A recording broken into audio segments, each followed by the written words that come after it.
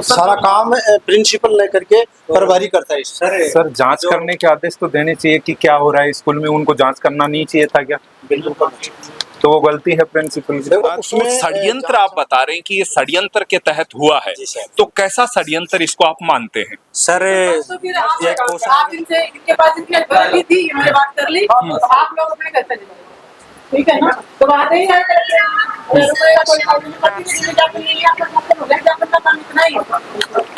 जय हिंद, नमस्कार। आप देख रहे हैं नीमका थाना मीडिया। फिलहाल मैं हूँ नीमका थाना के जिला कलेक्टर कार्यालय के अंदर। यहाँ पर ठिकरिया से एक मामला है विद्यालय का। ठिकरिया के विद्यालय में एक अध्यापिका को एपीओ किया गया है। अब उसके संबंध में ग्रामीण कुछ उनके समर्थन में आए हैं और जिला कलेक्टर महोदय से उनके एपीओ किए जाने का कारण उन्होंने पूछा है। साथ ही साथ में बहाली के लिए भी उन्होंने ये एप्लीकेशन दिया है। अब मुख्य जो जिला कलेक्टर महोदय हैं शरद जी मेहरा कारणवश यहाँ पर नहीं हैं, किसी मीटिंग में हैं, तो एडीएम महोदया हैं, उन्हें ये ज्ञापन, इनका जो मांग पत्र है ये दिया गया है। अब इस विषय में ग्रामीण जो है उनसे हम बातचीत करते हैं। विषय इसमें लिखा हुआ है राजकीय उच्च माध्यमिक विद्यालय ठिकरिया में कार्यरत अध्यापिका श्रीमती लता मीणा को एपीओ करने का कारण जानने के संबंध में और उन्हें बहाल करने के संबंध में ये इनका विषय है। तो सबसे पहले आप मतलब कौन से गांव से आए हैं? मैं ठिकरिया गांव से हूँ। ठीक है, ठिकरिया गांव में ये जो लता जी मीणा है, इनके साथ में आपका कोई रिश्तेदारी में ऐसे कुछ है? नहीं, ऐसे कुछ नहीं है। अच्छा, फिर आप गांव के ही निवासी हैं जहाँ पर ये विद्यालय है? बिल्कुल सर। तो किस तरीके से आप उनका समर्थन कर रहे हैं, किस वजह से कि आपको क्या लगता है कि मैडम की इसमें ऐसे जो कारण था उसमें उनकी संलिप्तता नहीं है, ऐसा क्या लगता है आपको? सर हम पिछले 20 वर्षों से ठिकरिया गांव में मैडम ड्यूटी करती हैं। हम रोज उनसे मिलते हैं, उनके शिष्य भी रहे हुए हैं। तो अभी तक 20 वर्षों में उनकी कोई भी शिकायत नहीं आई है, कैसा भी कोई भी मैटर नहीं हुआ है। ये एक षड्यंत्र के तहत उनके ऊपर आरोप लगाया गया है और एपीओ करने का कारण भी नहीं बताया गया है मैडम को, इसलिए हम आए। ये तो वास्तव में ही गंभीर मुद्दा हो सकता है। भाई किसी भी अधिकारी को एपीओ किया जाए और उसका कारण उस संबंधित अधिकारी को या ग्रामीणों को मालूम ना हो, ये तो एक गंभीर विषय है। निश्चित रूप से ही ये कारण जानने के संबंध में उन्होंने ये ज्ञापन दिया है, प्रार्थना पत्र दिया है एडीएम महोदया को। तो निश्चित रूप से ही ये कारण उनको बताया जाएगा जहां तक मुझे लगता है। लेकिन जैसे आप बता रहे हैं कि कारण उन्हें नहीं बताया गया है, बिल्कुल सर। तो षड्यंत्र आप बता रहे हैं कि ये षड्यंत्र के तहत हुआ है, तो कैसा षड्यंत्र इसको आप मानते हैं? सर एक पोशार का षड्यंत्र है। जैसे मैडम पोशार प्रभारी थी पहले, तो उनको स्कूल टाइम में छुट्टी होने के बाद में प्रिंसिपल महोदय और विनोद जी सहायक प्रभारी द्वारा राशन उतराया जाता है स्कूल के अंदर। और उन्हीं दोनों के रसीद पे साइन है और उन्होंने राशन में गड़बड़ी की है और आरोप प्रभारी के ऊपर थोपा गया है एक तरह से कि मैडम की अनुपस्थिति में वहाँ विद्यालय भवन में राशन उतरा के, कम राशन उतरा के उनके ऊपर आरोप लगाया गया। तो कम राशन उतराया, जैसे ग्रामीणों ने फिर तो जांच की होगी इस विषय में? जांच चल रही है सर, अभी तक एपीओ भी कर दिया बिना किसी, अभी तक जांच का कोई नतीजा नहीं आया है। फिर भी उनको बिना किसी कारण बताए हुए मैडम को एपीओ किया गया है। इसके विरोध में ग्रामीण यहाँ कलेक्टर में भी आए हैं, डीओ ऑफिस में भी गए हैं और आगे हम सुरेश मोदी जी के पास भी जाएंगे जी।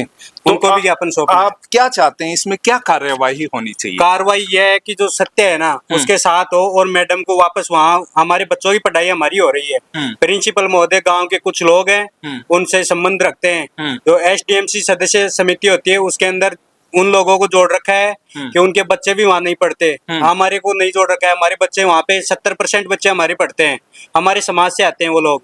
उनको, हमको किसी को भी वहाँ सदस्य समिति में नहीं है, हमको कोई भी वो नहीं बताते हैं। वो लोग आते हैं, वो अपनी मनमानी करते हैं। अच्छा, ये है विद्यालय की एसएमसी जो संगठन एक तरीके से होती है, उसके अंदर भी ग्रामीणों के मुख्य कौन कौन लोग जुड़े हुए हैं, उसको लेकर भी आपको आपत्ति है? बिल्कुल सर, मुख्य लोगों की वहाँ कोई अता पता ही नहीं है। हर साल चेंज होती है, लेकिन वहाँ तो पिछले 5-6 सालों से वो एक ही समिति चल रही है। किसी नए को नहीं जोड़ा जाता है और नहीं उनको उठाया जाता है और नहीं उनके बच्चे वहाँ पे पढ़ते हैं। इस वजह से विद्यालय में क्या हो रहा है, कैसा हो रहा है, आपको मालूम नहीं चल पाता है ग्रामीणों को। बिल्कुल। तो इसके अलावा भी मैं आपसे जानना चाहता हूँ कि इसके अलावा किस तरीके से बाबूजी आपका क्या मानना है कि जो मैडम है लता जी उनकी कोई गलती नहीं आपको लगता है सर? गलती नहीं है सर, हमारे को तो कुछ गलती लगी। किन की गलती है फिर इस षड्यंत्र में, पूरे इस इसमें साहब- घोटाले में? प्रिंसिपल जी की होती है उसका तो उनकी गलती हो सकती है। घासीराम जी? जी हैं। घासीराम जी पंचपुर की गलती है। अच्छा, उनकी जिनकी गलती है उनके ऊपर कोई कार्यवाही नहीं हुई, आपका कहने का मतलब ये है, और जिनकी गलती नहीं थी उन पे कार्यवाही हो गई है, तो ये गलती से हुई है इस तरीके की ये कार्यवाही। जैसे इसमें कारण जानने की कोशिश की है तो पहली बात तो भाई एपीओ किया गया है तो उस अधिकारी या कर्मचारी को कारण नहीं बताया जाता, ये कहाँ तक सही है, क्या लगता है आपको? देखो, जब कर्मचारी को एपीओ करते हैं तो उसको कारण भी बताते हैं और कारण बताने के बाद में एपीओ किया जाता है। जी, ये है।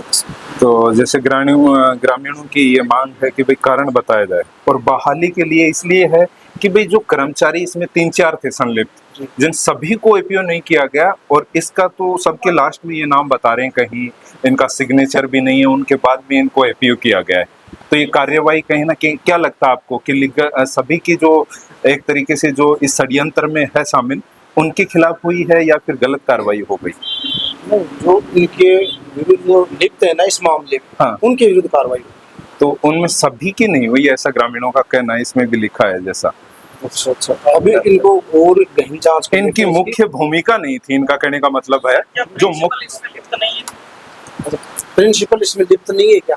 इनका कहना है कि वो पहले होने चाहिए था, उनका सिग्नेचर है बाकायदा, जो राशन वगैरह उतरा उसकी रिसिप्ट में, तो कहीं ना कहीं वो दोषी इसमें क्या है, प्रिंसिपल प्रभारी नियुक्त कर देता है, जी, जो एमडीएम प्रभारी होता है ना, तो उनके सिग्नेचर से सारा काम होता है, लेकिन प्रिंसिपल के से सारा काम प्रिंसिपल लेकर के प्रभारी करता है। सर जांच करने के आदेश तो देने चाहिए कि क्या हो रहा है स्कूल में, उनको जांच करना नहीं चाहिए था क्या? बिल्कुल करना चाहिए। तो वो गलती है प्रिंसिपल की। देखो, उसमें जांच हमें यहाँ से जब ये आएगी ना, दोबारा जांच इसको गहनता से करवाएंगे तथ्यात्मक रिपोर्ट के आधार पर, और उसके बाद में कार्रवाई। जी जी जी, ये तो इस तरीके से आप कहने का मतलब फिर से एक बार जांच होगी इसकी, और इसकी जो दोबारा गहनता से जांच करवाई जाएगी, जो दोषी होंगे उनके जो खिलाफ, दोषी उनके खिलाफ कार्रवाई सभी के खिलाफ होगी, कोई एक व्यक्ति का जैसे नाम नहीं आ जाएगा। पर्सनल नहीं होगी, अगर सब लिप्त पाएंगे सब क्यों होगी, बिल्कुल। और एक लिप्त है तो एक के साथ होगी।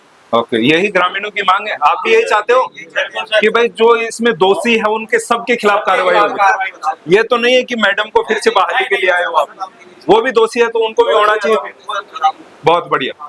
तो इस तरीके से ग्रामीणों की मांग है कि भाई जो भी दोषी हैं उन सभी को के खिलाफ ये कार्यवाही होनी चाहिए।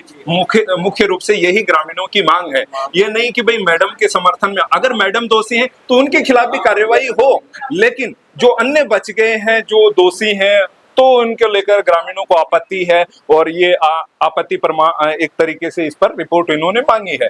जिला कलेक्टर साहब को भी हम दे चुके हैं और जिला शिक्षा अधिकारी जी को भी हमने ये प्रेषित कर दिया है। अब देखते हैं कब तक ये जांच होती है और कब तक इसके संबंध में क्या आगे की कार्यवाही आती है। जल्द ही हम आपको उससे संबंधित अपडेट करवाएंगे। नमस्कार।